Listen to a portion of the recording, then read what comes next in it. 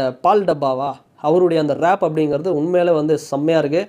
But அது கூட என்ன எப்படி விஷுவல் பண்ணியிருக்கிறாங்க அப்படிங்கிறத வந்து பார்க்கணும். பட் ரேப் செம்மையாக இருக்குது. நடுவில் வந்து ஊருக்குள்ளே கூப்பிடுவாங்க என்ன அப்படின்னு சொல்லும்போது ஏகே சார் வந்து அப்படியே ஏய் அப்படிங்கிற மாதிரி குரல் அதெல்லாம் வந்து உண்மையாகவே செம்மையாக இருக்குது. பட் ஸ்டெப்பு மட்டும் டான்ஸை மட்டும் இன்னும் கொஞ்சம் பார்த்து பக்காவாக பண்ணியிருக்கலாம். பட் ஓவராலாக சொல்லணும் அப்படின்னா ஆதிக்கன்னா எனக்கு ஏகே அவர்கிட்ட ஒரு ஒரு அது வந்து அவருடைய பலமும் அதுதான், அவருடைய பலவீனமும் அதுதான்.